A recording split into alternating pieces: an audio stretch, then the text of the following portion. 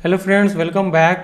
हम लोग डिस्कस कर रहे थे इंजीनियरिंग मटेरियल्स को और आज के क्लास में हम डिस्कस करेंगे चैप्टर 3 में मैकेनिकल प्रॉपर्टी मेजरमेंट में डक्टिलिटी, रेजिलियंस और टफनेस के बारे में हम डिस्कस करेंगे आज की क्लास में।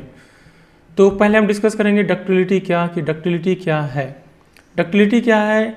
यह measure of degree of plastic deformation. तो जो आपका डक्टिलिटी मटेरियल का है कि degree of plastic deformation up to failure, तो फेल्योर तक जो प्लास्टिक डिफॉर्मेशन का जो डिग्री होगा उसको हम डक्टिलिटी से मेजरमेंट करते हैं। डक्टिलिटी का मेजरमेंट उससे करते हैं। अगर ये material that has very little और नो प्लास्टिक डिफॉर्मेशन अपॉन, अगर जिसके पास कोई प्लास्टिक डिफॉर्मेशन नहीं होगा upon fracture is called brittle material. जिसमें किसी भी तरह का कोई भी प्लास्टिक डिफॉर्मेशन अगर नहीं होगा तो उसको बोलेंगे कि ये हमारा क्या है, ब्रिटल मटेरियल है, इसमें कोई भी डक्टिलिटी नहीं है। जैसे हम एग्जांपल ले लें कास्ट आयरन का, तो उसमें क्या है, वो ब्रिटल मटेरियल है आपका। तो अगर हम बात करेंगे कि tensile stress strain behaviour for both ductile and brittle materials क्या है, हम उसको देख सकते हैं, उसको कैलकुलेट कर सकते हैं। 0 से लेके epsilon to sigma D epsilon 1। तो ये आपका कोई ब्रिटल मटेरियल, दो टाइप का मटेरियल है और ये आपका डक्टाइल मटेरियल है। तो डक्टाइल मटेरियल का जो एरिया है, area under curve absorb energy, जो कि आपका एब्जॉर्ब एनर्जी के इक्वल होगा, वो अगर हम बात करेंगे डक्टाइल मटेरियल के लिए जो कि एनर्जी एब्जॉर्ब करेगा वो बहुत ही ज़्यादा होती है अगर हम बात करेंगे वही ब्रिटल मटेरियल के लिए। क्योंकि ब्रिटल मटेरियल के लिए जो आपका एरिया होगा ब्रिटल मटेरियल के लिए वो बहुत ही कम है, जबकि डक्टाइल मटेरियल के लिए बहुत ज़्यादा होगा। इसमें ब्रिटल मटेरियल में जो फेलियर होगा, तो फेलियर में आपका कोई भी नेक का फॉर्मेशन नहीं होगा, कोई भी रिडक्शन इन क्रॉस सेक्शन नहीं होगा। बट अगर हम बात करेंगे डक्टाइल मटेरियल का, तो यहाँ पे क्रॉस सेक्शनल एरिया में क्या होगा, रिडक्शन होगा। यहाँ पे क्रॉस सेक्शनल एरिया जो है पहले रिड्यूस करेगा फेलियर से पहले, उसमें नेक का फॉर्मेशन होगा, एक गर्दन जैसा बनेगा जहाँ पे एरिया क्रॉस सेक्शनल एरिया कम है। तो ये आपका जो डक्टाइल मटेरियल है और ब्रिटल मटेरियल है, दोनों का जो बिहेवियर है टेंसाइल स्ट्रेस स्ट्रेन डायग्राम पे, जो स्ट्रेस स्ट्रेन डायग्राम पे बिहेवियर है वो हमने यहाँ पे प्लॉट कर दिया है। यहाँ से तक एरिया जो होगा आपका ब्रिटल मटेरियल के केस में होगा, वही बात करेंगे अगर डक्टाइल मटेरियल के लिए, तो वो एरिया यहाँ तक होगा। इसलिए यहाँ पे इसमें हमने 0 से लेकर एप्सिलॉन 2 तक इंटीग्रेट किया है, जबकि इसमें 0 से लेकर एप्सिलॉन 1 तक इंटीग्रेट किया है। एप्सिलॉन 1 जो कि ब्रिटल मटेरियल का डिफॉर्मेशन है, स्ट्रेन है, और एप्सिलॉन 2 आपका डक्टाइल मटेरियल के लिए स्ट्रेन है। तो ये हमने कुछ पॉइंट डिस्कस किया डक्टिलिटी के बारे में। थोड़ा और पॉइंट डिस्कस करते हैं डक्टिलिटी के बारे में।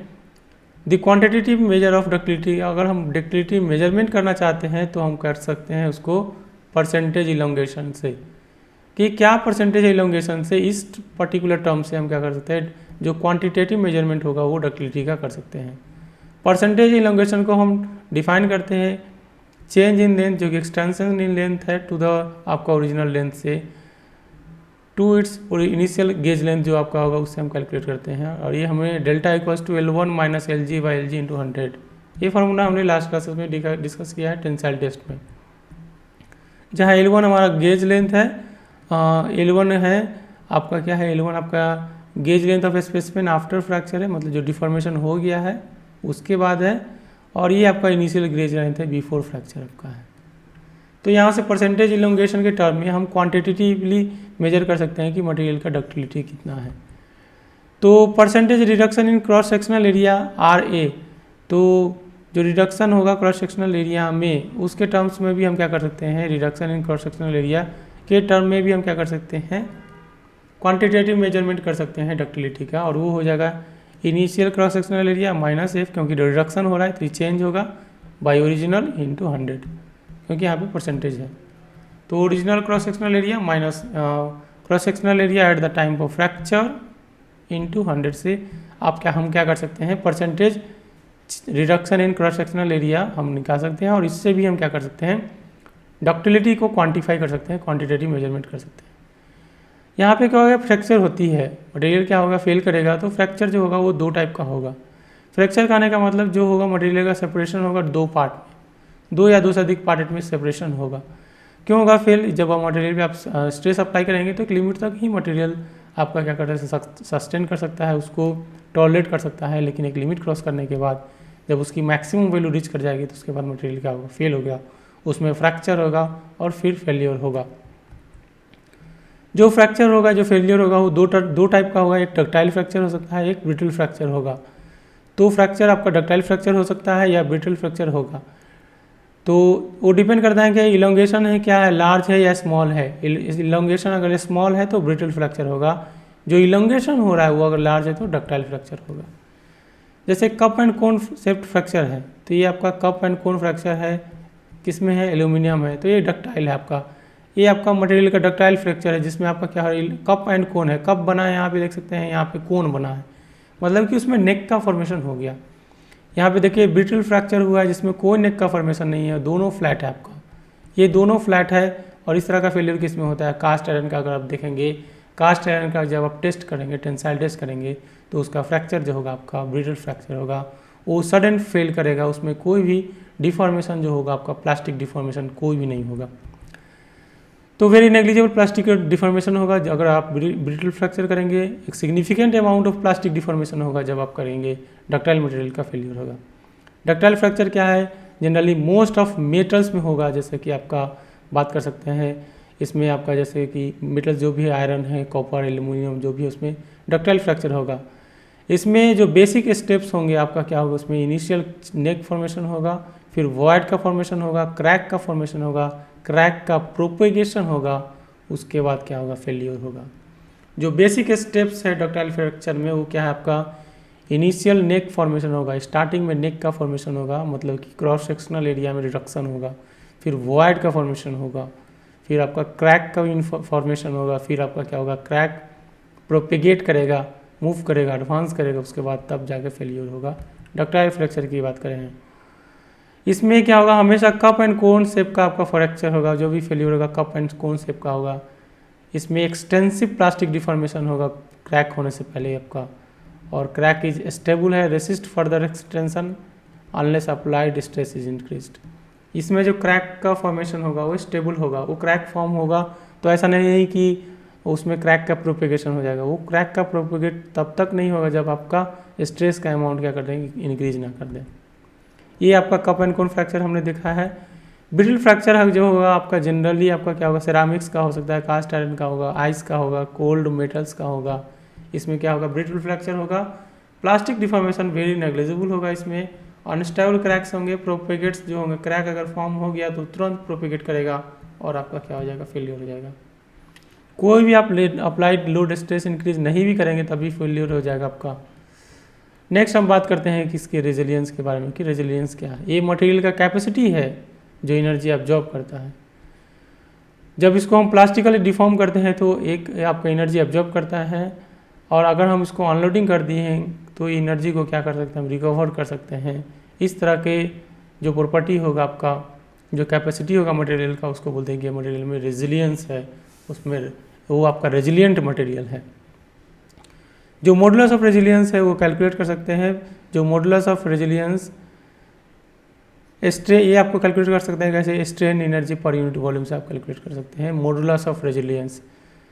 तो मॉडुलस ऑफ रेजिलियंस हम कैलकुलेट कर सकते हैं, इसको डिफाइन कर सकते हैं कैसे, strain energy per unit volume से हम कैलकुलेट कर सकते हैं। ये आप डायग्राम में देख सकते हैं, ये आपका मॉडुलस ऑफ रेजिलियंस का प्लॉट है, कैलकुलेशन है।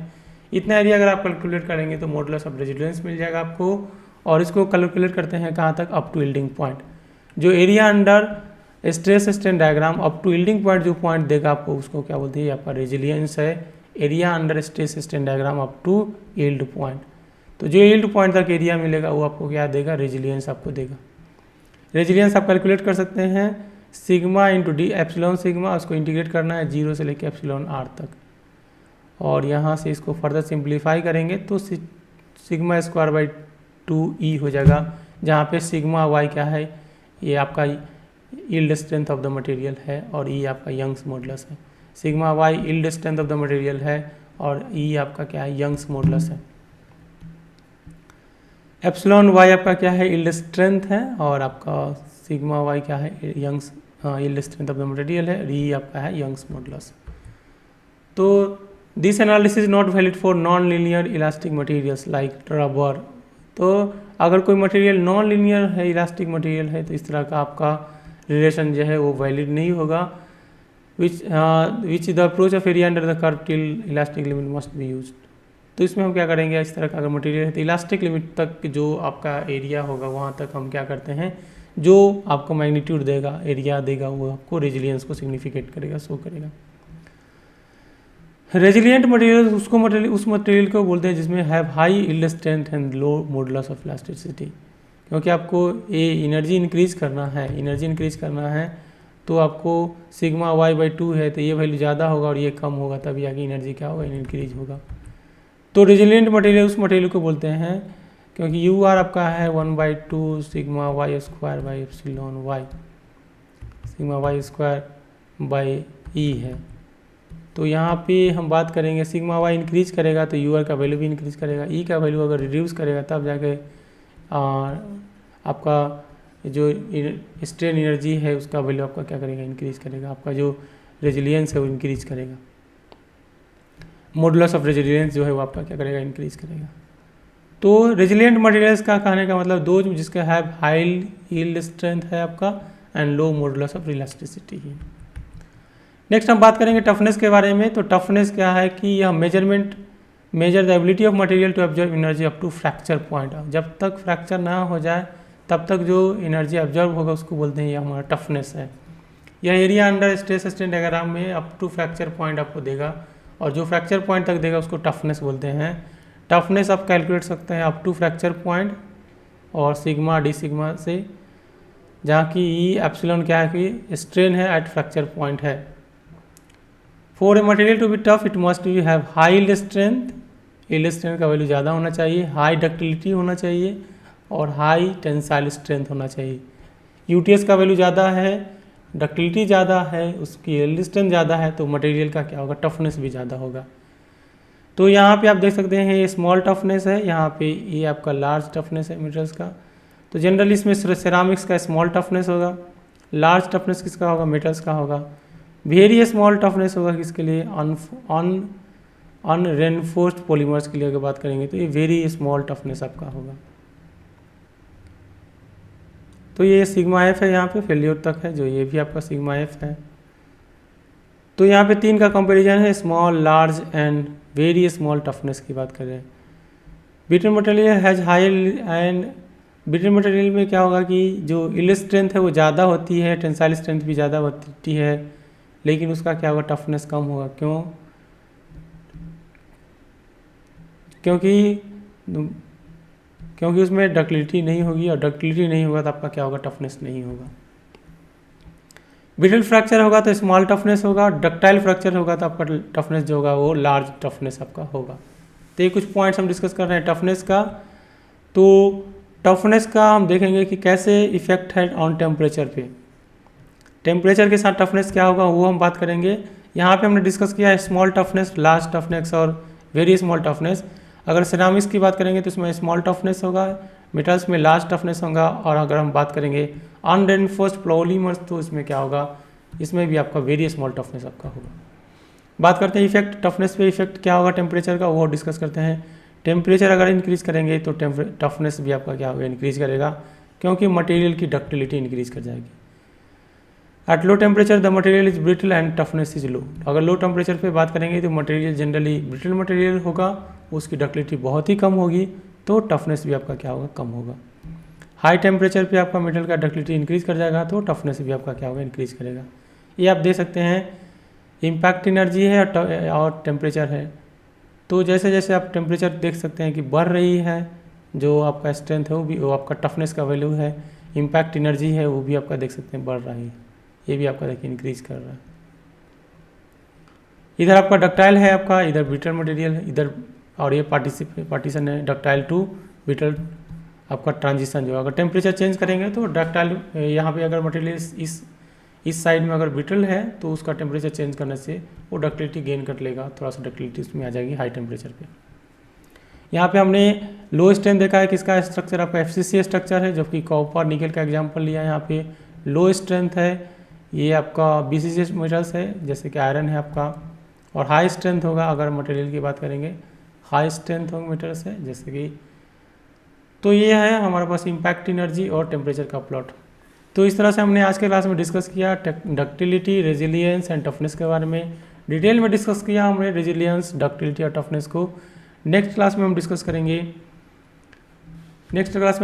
करेंगे हार्डनेस टेस्ट के बारे में। तो आज का क्लास यहीं पे क्लोज करते हैं। Thank you so much for attending the class. See you in the next class. Thank you so much.